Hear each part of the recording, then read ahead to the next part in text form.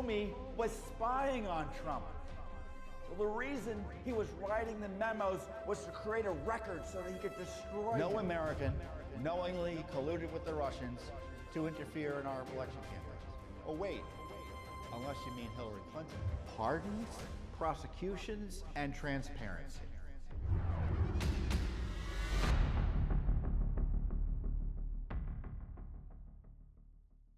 Hey everyone, Judicial Watch President Tom Fitton here with our weekly update here on social media. Thanks for joining us. A major new lawsuit this week against Gavin Newsom over his vote by mail mandate. New documents on the Obamagate scandal that are going to knock your socks off. The document that got it all started, in theory. I'll talk about that. New smoking gun email information from Susan Rice. Plus, what is going on with Attorney General Barr? Is he giving a get-out-of-jail-free card to Barack Obama and Joe Biden? I'll talk about that as well. So a lot going on this week in terms of the Obamagate scandal. I guess I'll start with the most recent issue first in terms of something that I think was disappointing to a lot of people to hear. Indeed, the President of the United States said he was surprised. They had a press conference on an unrelated matter by Attorney General Barr and FBI Director Wray. And Barr went ahead and read what looked like a prepared statement that in part said that there was no information suggesting there would be a criminal investigation needed into Barack Obama and Joe Biden. And I don't want to get the exact words here because I don't want to misstate what the good Attorney General said. As to President Obama and Vice President Biden, whatever their level of involvement, based on the information I have today, I don't expect Mr. Durham's work will lead to criminal investigations of either man. And he complained about the use of politicians to use the criminal justice system as a political weapon. And he said that what happened to President Trump was abhorrent and a grave injustice. But of course, you know, it doesn't mean that there's going to be, in some ways, full accountability for that, because he said just because something is illegal or abusive doesn't mean it's necessarily illegal. Well, you know, frankly, that's an odd position for the Attorney General to take. Frankly, because I think there's more information out there to suggest, and I'll talk about it just in a minute, that Barack Obama and Joe Biden should be targeted for criminal investigations. And he went on in Barr's statement, you can read it online, I'm not going to go through it tit by tat, is that there should be no, he suggested that investigations during election years are inappropriate and that the American people should be making policy decisions on election day and the justice system shouldn't be used to kind of put your thumb on the scales for elections. And I don't necessarily disagree with that, but it doesn't mean that candidates for office get a get-out-of-jail-free card during election years. We saw that with Hillary Clinton, and evidently it's going to happen with Joe Biden, according to Attorney General Barr. Now, you know, I've been warning you that I did not think there would be serious investigations or prosecutions of senior level officials in the Obama administration. And despite the new evidence, on top of the old evidence that's been out there for some time, that Barack Obama and Joe Biden were intimately involved in the targeting of President Trump or then candidate Trump, or candidate-elect Trump. You had, or President-elect Trump, I should say. You had, you're having the Attorney General kind of say, well, we're not, no evidence of a crime. Well, I think there is evidence of a crime, with all due respect. You have conspiracy. You have conspiracy to obstruct justice. You have conspiracy to misuse classified information. You have misuse of classified information. Now, do I know they committed those crimes? No, for sure. That's a legal question, isn't it? That's for the prosecutors to figure out. But my question is, are they going to even ask Barack Obama a question about it? Are they going to ask Joe Biden a question about it?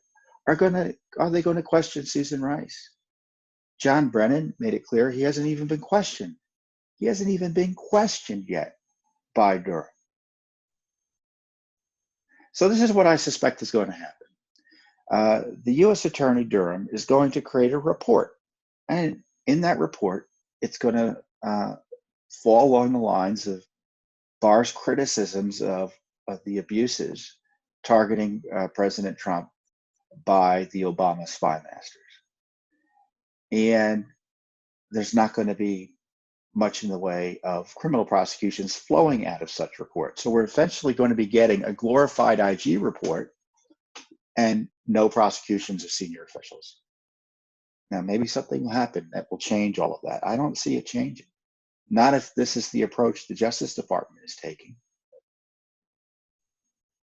And the president was probably being charitable when he said he was surprised by Attorney General Barr's statements, because I'm sure he's probably outraged by it. He's been victimized criminally in so many ways.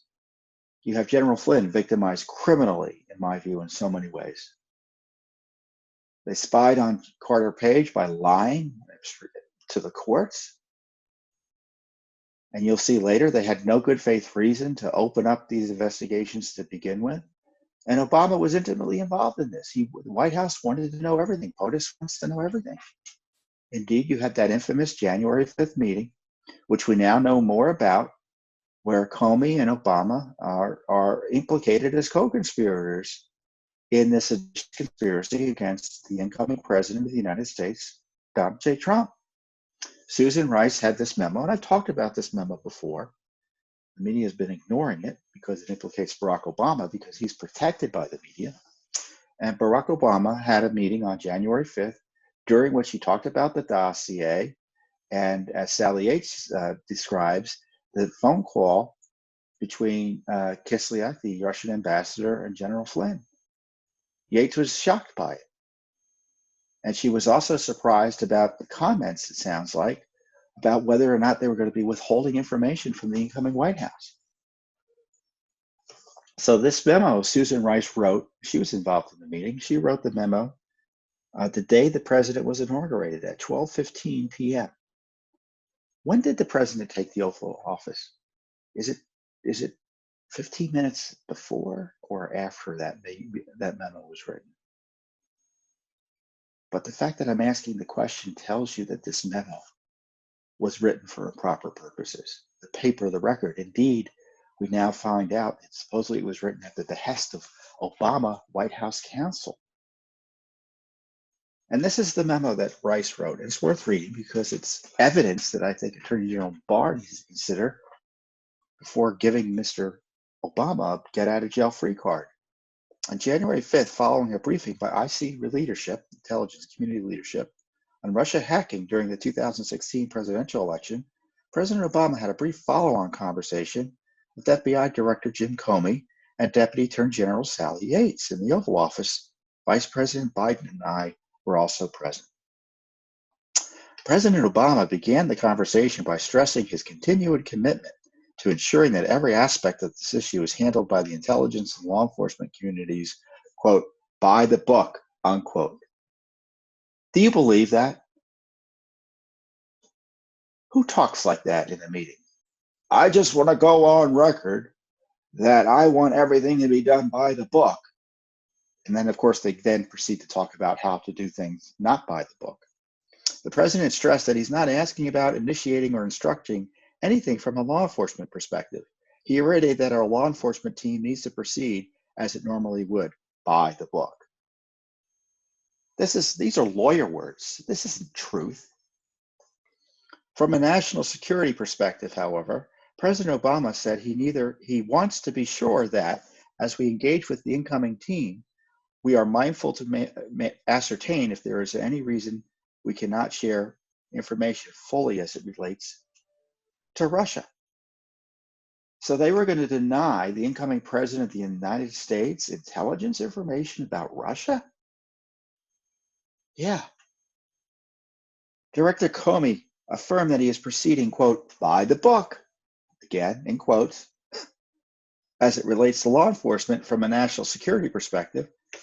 Comey said he does have some concerns that incoming NSA Flynn, National Security Advisor Flynn, is speaking frequently with Russian Ambassador Kislyak. Comey said that could be an issue as it relates to sharing sensitive information. President Obama asked that Comey was saying that the NSC should not pass sensitive information related to Russia to Flynn. Comey replied, potentially. He added that he has no indication thus far that Flynn has passed classified information to Kislyak, but he noted that, quote, the level of communication is unusual. Well, that's the new paragraph, by the way, that just come out. I'm going to go back to it.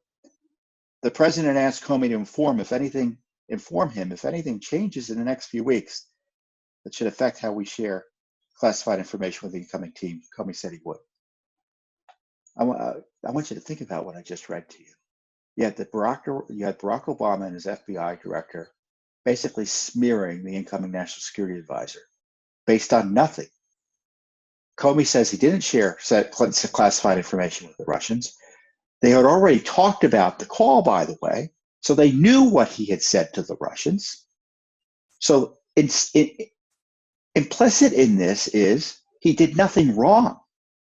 If you want to know why they had if you want to know that there was no basis to investigate Flynn on the calls to the Russians, you have it here because they're talking about it. And Comey said, oh, well, I'm nervous. He's talking to him too much. Well, what business if it is his? This is Comey just smearing Flynn. And they talk about potentially seditiously undermining the incoming president of the United States by refusing to provide intelligence information to his top deputy on national security matters, General Flynn. And sure enough, if they were so concerned about it, why didn't they tell President Trump about it? They were going to visit him the next day. Oh, no, wait, that was something else they had planned because they weren't going to, quote, brief him in any reasonable way about what was going on. They were going to confront him with the salacious and unverified P-tape dossier.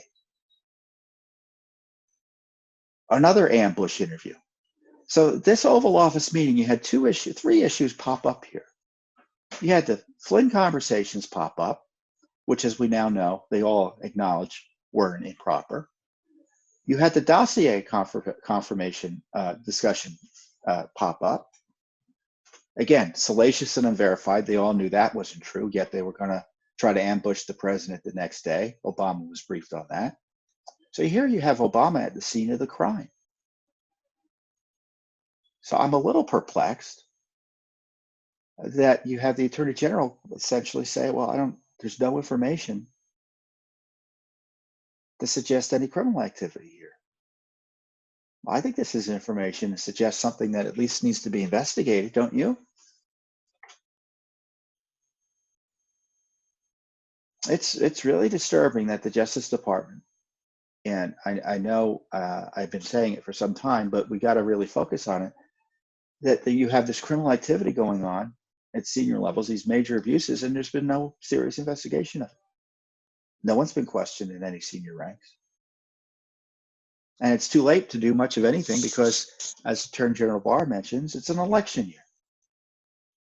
Although he says the rules against Justice Department rules against indicting candidates during election year, that they kind of frown upon it, doesn't apply because the people they are thinking of indicting aren't candidates.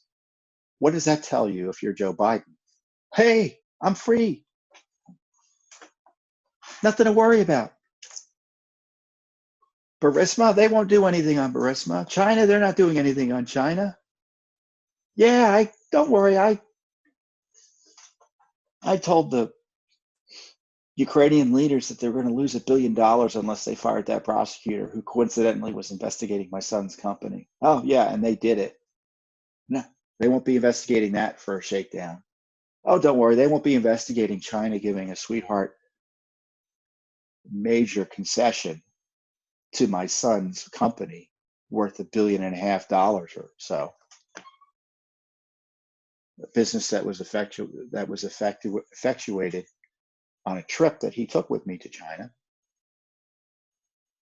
Oh, I'm free and clear there. And meanwhile, Susan Rice, who's serving as the cover-up artist here, as I've been saying again, and I'll say it again, I've been saying many times before, and I'll say it again, Susan Rice is now chairing the Reopen DC initiative, which means that DC is still closed for the foreseeable future. So you got the coronavirus and Obamagate unholy mix with Susan Rice running the show here in DC.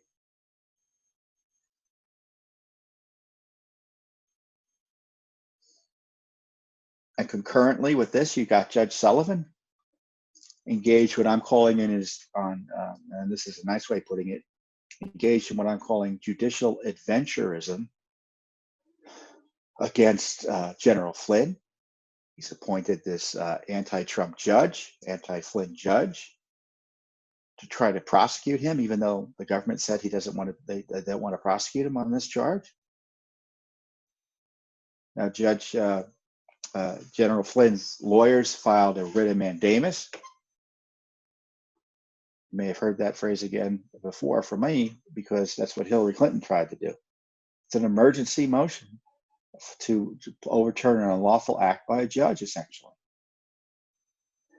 And what happened is that the appellate panel who received the writ told Judge Sullivan, that he had until June 1st to respond personally, which is rather unusual because judges often don't have to respond personally to these types of motions. I'm not aware of it happening recently. So this is a signal that the panel is pretty upset with Judge Flynn. And in the order, they reference this Fokker decision, F-O-K-K-E-R. You can look it up online. People talked about it as it relates to General Flynn. And the Fokker decision said that it's a circuit decision, which means it's in theory binding on Judge Sullivan, that judges can't play prosecutors. They can't play attorneys. They can't play U.S. attorney, which is what Judge Sullivan seems to be doing. So I'm hoping that Judge Sullivan is reminded of the rule of law, and quickly, so that General Flynn doesn't have to be tortured any further with needless court proceedings.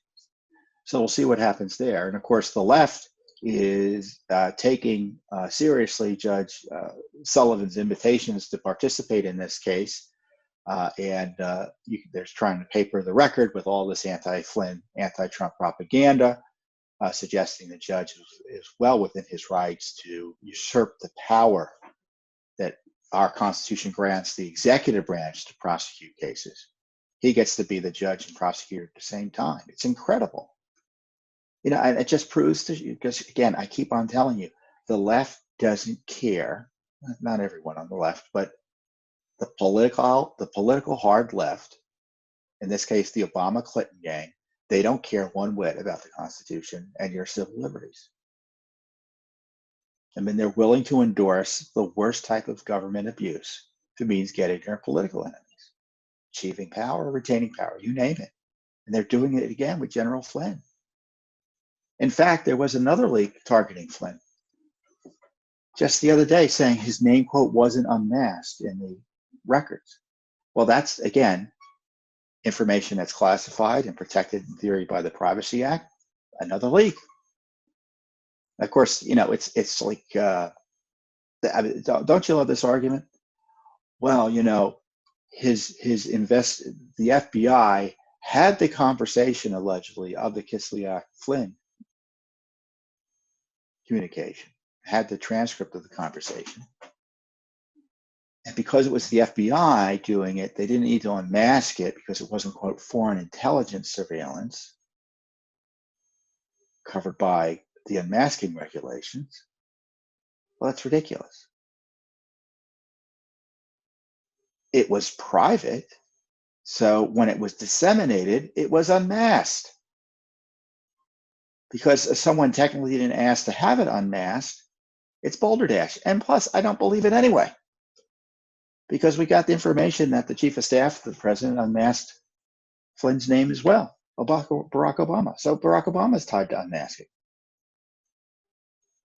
But they're just continuing the coup gate, I guess that's a new one, Obama gate, leaking, targeting, victimizing. General Flynn, of course, it's all about getting President Trump as well. So the Justice Department isn't doing much in the way of justice recently. Once again, it's up to Judicial Watch. We can't prosecute anyone, but the least we can do is try to get the information out. And this is why Rich Grenell, who, by the way, the acting DNI, Director of National Intelligence, who declassified this document, and you can see there was no reason to keep it classified. There's no reason to keep it classified, other than to cover up Obama and Comey's malicious attacks on and plans against President Trump, yes, and General Flynn. Classification in politically sensitive matters like this is rarely about protecting national security. It's often about protecting someone from embarrassment or being exposed for wrongdoing. In this case, arguably criminal wrongdoing. So this is something that people have been asking for to be fully disclosed for some time, and it's taken years to do it. And thank you, Director of National Intelligence Grenell, who now I guess is no longer to be acting director because John Ratcliffe, who is the congressman from Texas, or was, has been confirmed by the Senate. And it was interesting because Ratcliffe was opposed by the establishment Republicans in the Senate last year when he was first nominated, and they had to pull his name. But then President Trump put Grenell in there, and that sped Ratcliffe along because they couldn't stand the thought of Grenell doing any more swamp draining while having that Office of Director of National Intelligence position. So it's kind of odd how Washington works in that regard. Speaking of declassification, we did get the Justice Department, thankfully, and credit to them for following the law here finally after years, to declassify a key document that many had been seeking. Devin Nunes has been seeking this declassification. The president had authorized its declassification years ago, but the Justice Department stalled on doing so. The IG referenced the document, and it's called the Electronic Communication. And it's the document that was used to open Crossfire Hurricane, the counterintelligence investigation into the Trump campaign's alleged collusion with the Russians. Now, I think this is kind of a baloney document in the sense that they were probably spying on Trump beforehand, but this is the official opening of the investigation. And of course, it was written by Peter Strzok, who is the corrupt FBI official who hated Trump and loved Hillary Clinton. And we have the text messages showing that it was a group effort. And I see one of my kids in the corner here. We can see you.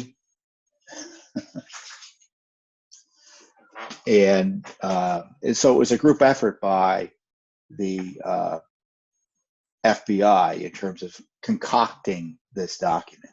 And parts of it were quoted in the Inspector General's report on the FISA abuse, but we still didn't have the whole document. And so what Judicial Watch did was that we asked for the entire document from both the FBI and the Justice Department. We just asked for the one document. Turns out it's a 2-page document, not even 2 pages. And it is a details seemingly third-hand information that the Russian government, quote, had been seeking prominent members of the Donald Trump campaign in which to engage to prepare for potential post-election relations should Trump be elected president. Well, why is that an issue? Why would that be an issue? Trump was the presumptive nominee for the Republican Party, and the Russian government was interested in talking to people on Trump's team about what a new Trump administration might do in terms of policy. How is that illegal? It's not illegal. It's pretextual in terms of being used as a reason or an excuse to spy on Trump. The document also alleges Trump campaign advisor George Papadopoulos claimed to an unnamed party, kind of have information who that unnamed party likely is, that they, the Russians, could assist the Trump campaign with the anonymous release of information during the campaign that would be damaging to Hillary Clinton. The document notes it was unclear whether Papadopoulos, or the Russians were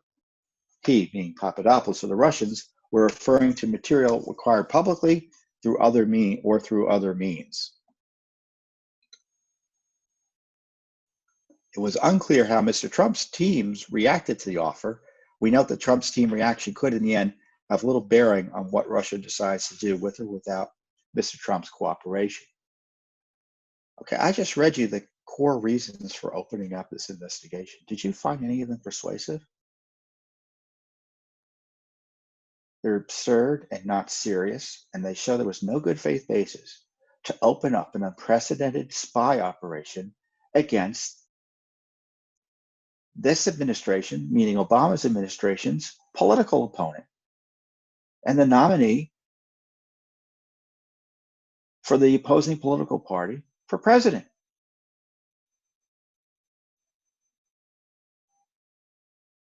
As I say, no wonder the DOJ and FBI resisted the public release of this information.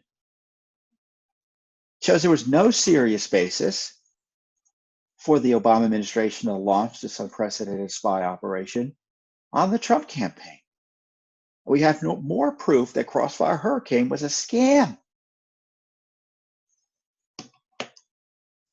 It's a scam based on absurd gossip and innuendo. It's Exhibit A to Obamagate, really, isn't it? It's Exhibit A to Obamagate, the worst corruption scandal in American history. And it shows how, remember, Attorney General Barr and U.S. Attorney Durham suggested they disagreed with the IG's conclusion that they had a predicate to open up the investigation. You can see they didn't have any predicate that was legitimate. This is the basis for all the spying on Carter Page, the targeting of Flynn, the targeting of Manafort, and the spying on President Trump when he was candidate. And you can see they didn't have anything to stand on. And it ends with this drama based on the information provided by Legat, which is an official of the embassy. This investigation is being opened to determine whether individuals associated with the Trump campaign are witting of or coordinating activities with the government of Russia.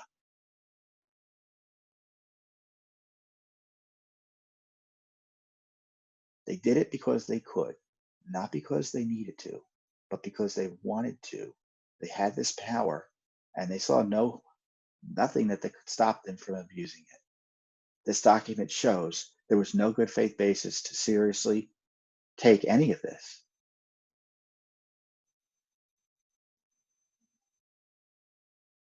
And now we know that in the months after this investigation began, it became clear that this Papadopoulos angle was bunk.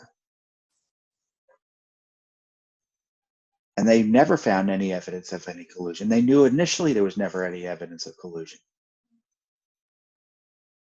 They knew.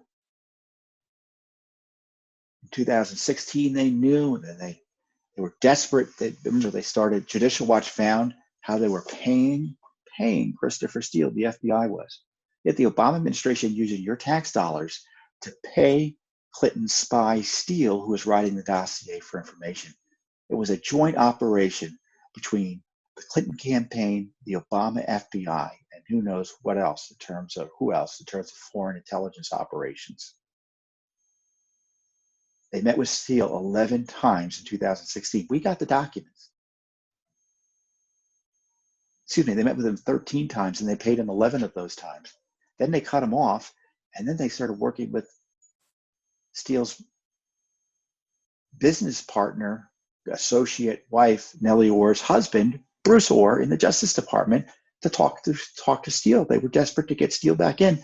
Why were they desperate? Because the information he gave them, the dossier, wasn't panning out. And as Mueller's about to be appointed, the text messages between Page and Strzok confirmed there's no there there. They said that. I fear there's nothing there. So you have to, you have to place this in context here, or place everything else that happened in context with this. They initiated this collusion charade, and they found nothing. General Flynn was targeted as a result of this document. He was targeted for spying. And on January 4th, I think, we got the document. It's out there. It's public now. They were forced to give it to Sidney Powell, Flynn's lawyer.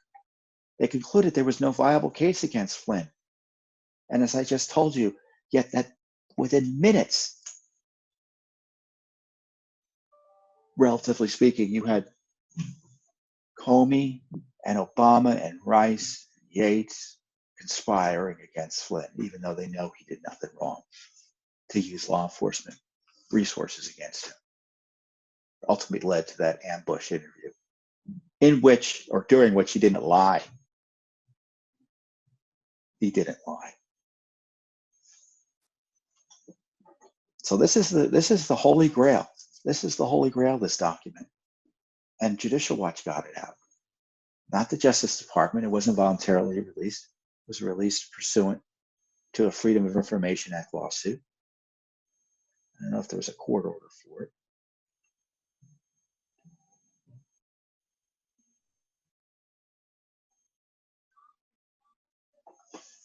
But it wasn't voluntarily released. And now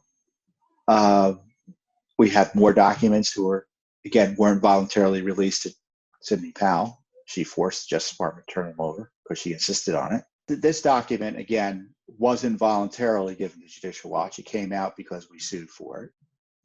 And the key Flynn documents that just came out recently came out because Sidney Powell forced the Justice Department to turn them over. They were hiding them for years. And what does this cover up? Senior level misconduct at the top of the Obama administration targeting President Trump. And again, this is a document that everyone's been looking for, but only Judicial Watch was able to get. And it makes you wonder what else is out there. I mean, Judicial Watch can only do so much. What else are they hiding? Well, we kind of do know what else they're hiding. The FISA warrants still haven't been completely released. There's more information in them. There may be other FISA warrants. We asked, for instance, for a FISA warrant application filed against Flynn. I don't know if they were spying on Flynn through FISA. And the response we got was they couldn't confirm or deny that. Of course, the unmasking material is still largely secret, even though Rick Grinnell released some of it. The text messages of Page and Strzok are still largely secret. They're refusing to release any of them under FOIA. Page Strzok emails are still secret. They're releasing them to us in dribs and drabs. They don't want to release them all to us until the middle, well, at this point, till they'll probably go into 2022. 2022. They're sitting on them. This FBI, this Justice Department is sitting on it.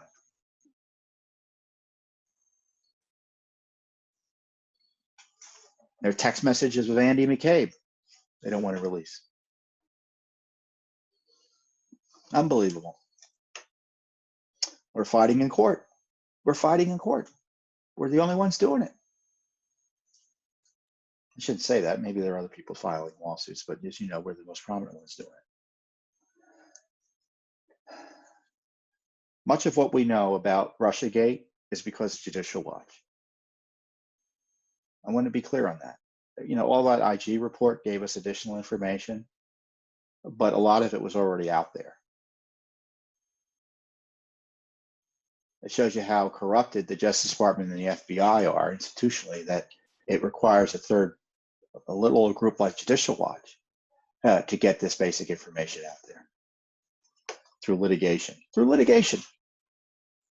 And when I say litigation, you know what that means? It means we've asked for a document or documents that we have a right to under federal law, and the agency is refusing to turn it over to us. And in many cases, the agency that's refusing to follow the law is the Justice Department. Who's responsible for the law breaking at the Justice Department on a regular basis on transparency law? If a corporation regularly violated federal law, what would happen to that corporation? Be shut down, wouldn't it?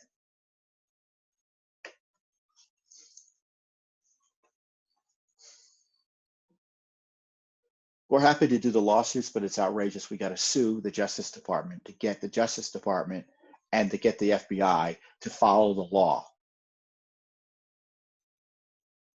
So every time you hear that we've had to file a FOIA lawsuit, you should be ticked off because it means there's a government agency not following the law.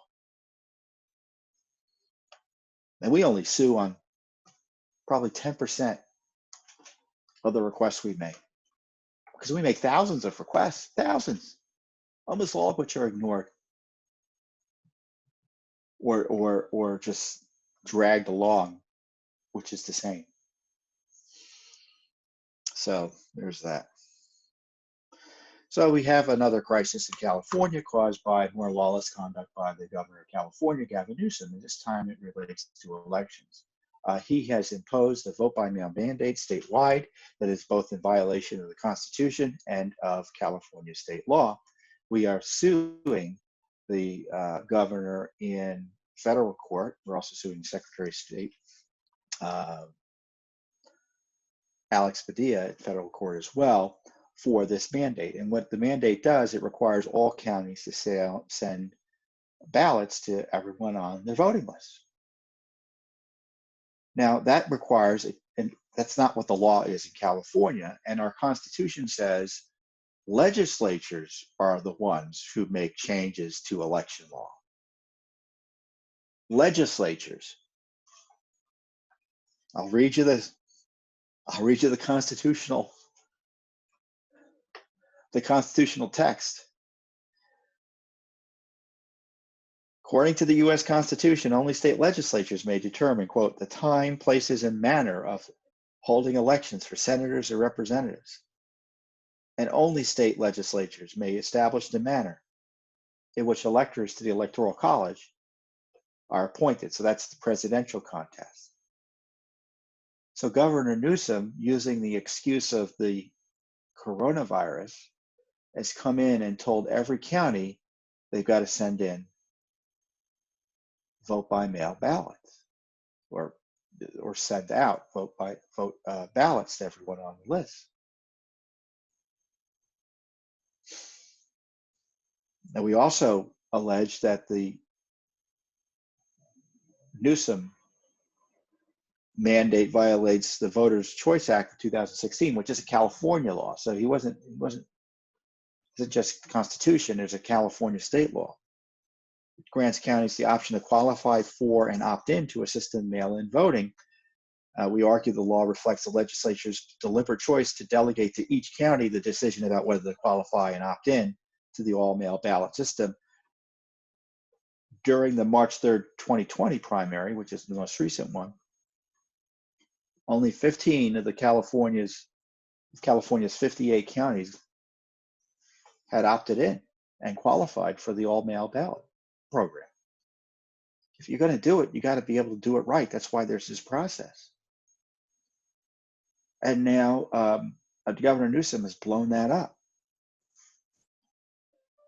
The lawsuit alleges, and the plaintiffs are voters who happen to be, I believe, like Republican, Democrat, and Independent, so it's a nonpartisan issue. And we also represent Dal Issa, who is a candidate for Congress. He used to be a congressman, now he's running again for a seat to get back in. The lawsuit alleges plaintiffs will be harmed by Newsom's mandate for an all-mail voting because it imposes an entirely new election system that ignores the extensive qualifications required by California law before a county can opt in to all-mail balloting. Now, Judicial Watch argues that the plaintiffs, our voter clients, will be at risk of having their votes thrown out or diluted under Newsom's illegal system. And of course, Issa will have to spend all sorts of money that he shouldn't have to spend and additional resources to respond to the illegal mandate as he continues his campaign. So we're now in federal court. It's unconstitutional. It may cause the votes of countless voters to be thrown out or not counted, which is a major, major issue. And California law actually specifically prohibits this, which is blindly mailing out ballots to every registered voter in the state.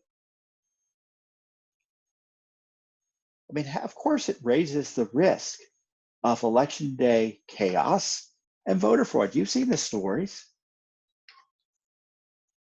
Ballots sitting outside postal boxes.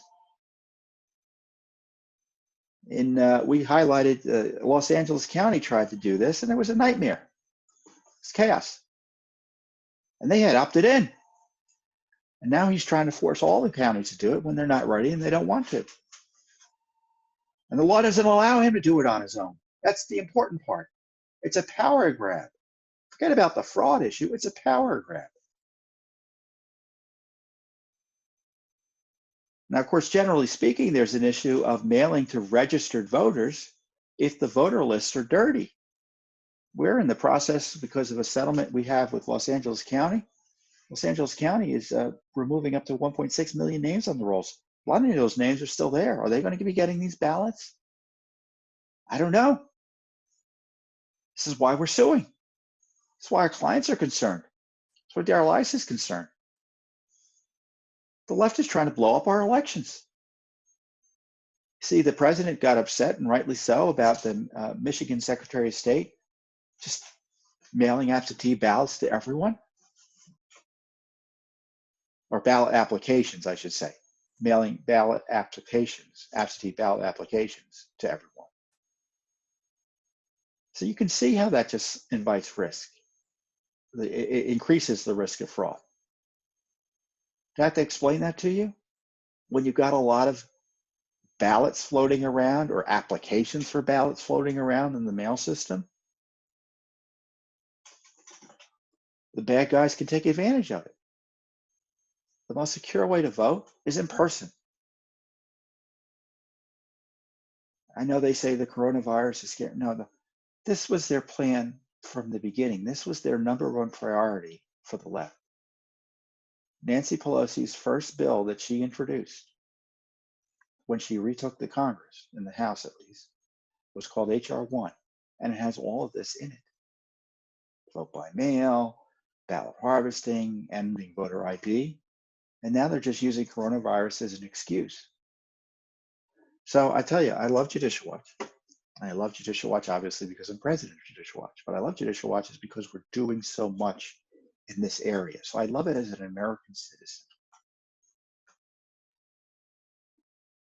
We have a lawsuit in North Carolina to clean up the rolls, nearly 1 million names there or so. A lawsuit in Pennsylvania to clean up the rolls, new one filed just recently, all done within the last month or so. 800,000 names there. We have this California lawsuit that's trying to stop Governor Newsom from flooding our system with millions of ballots. I mean, it's tens of millions of ballots that would go out under this. It's crazy. And I don't know where the Justice Department is. They're not doing anything. So it's Judicial Watch, once again, doing the heavy lifting on cleaning up elections, making sure that your votes aren't messed with and that the elections in 2020 are as free from chaos and fraud as we can. But as I said, this is a state-by-state battle.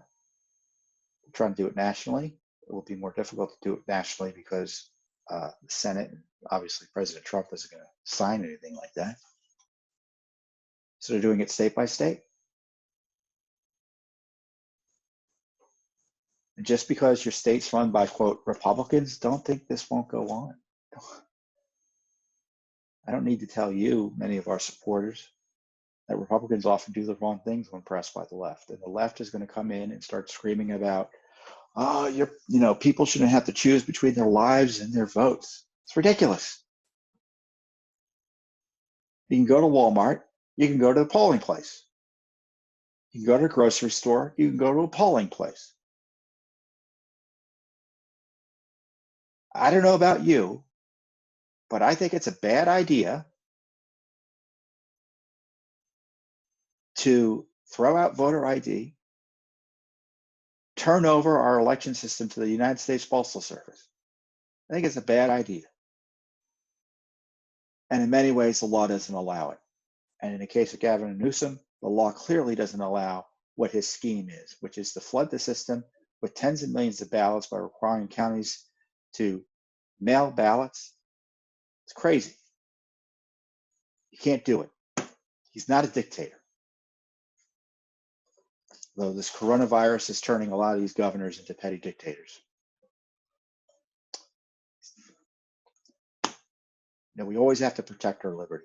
We really do. I know it's Memorial Day coming up. I want to say a few words about Memorial Day.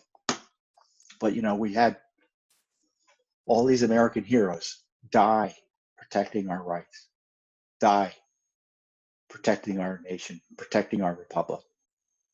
And this is what's happening. We have a military that is vigilant, but as citizens, we also need to be vigilant. If we're going to vindicate that ultimate sacrifice, in the least, we have to make sure that the liberties they died to preserve aren't being encroached without objection by us. Don't you think? And I'd like to think that Judicial Watch is vindicating the sacrifices of those who fell in defense of our country. Memorial Day has always been a nice, a special day for me because I know it goes. You know, it always is on a Monday because of the federal holiday. But the traditional Memorial Day is May 30th, which happens to be my birthday. So I've had an affinity for Memorial Day, and so I hope you have a wonderful Memorial Day. I just want to give a special recognition to one of Judicial Watch's clients, Bob Rosebrock, who is a Vietnam veteran who is really an American hero. He has been protesting and leading protests outside the key VA facility in the heart of Los Angeles. I think every Sunday for like 264 weeks, some astonishingly large number of protests. And they tried to put him in jail, allegedly, over his posting of a small, these little flags that are, like an index card wide. He supposedly put that in the giant wrought iron fence, and they arrested him for that. And Judicial Watch had to come in and represent him in a federal case and get him off. They're still harassing him over it. They're still trying to get him over it. And this facility is designed for homeless veterans. And of course, it's not used for homeless veterans largely. It's a dog park, baseball fields, all sorts of facilities that have nothing to do with what it's supposed to be used for. And Bob had to work to get tents into the facility for the homeless vets that are camping on the outside of the facility. It's so bad that Judicial Watch gave a little bit of a contribution so they could get bigger tents, because the VA was putting in these pup tents that the older veterans couldn't even get into. And Bob is having another protest on Memorial Day. So if you're in Los Angeles, you drive by, if you're allowed to, say hello or go out there and show your support for him. But so the Judicial Watch does a lot of other work with veterans as well, and but I thought that was something that I'd highlight for you on this Memorial Day. So have a great week. I want you to hopefully enjoy the holiday. Hopefully it's different than the rest of the week for those of you who shut down. But you can be sure that Judicial Watch is fighting for your freedom and for your Constitution, even during this coronavirus emergency. We've got these major lawsuits and these major revelations coming out, even though the media and the establishment wants to do nothing but focus on destroying our republic. So thank you for your support. We can't do it without you, and I'll see you next week here on the Judicial Watch Weekly Update.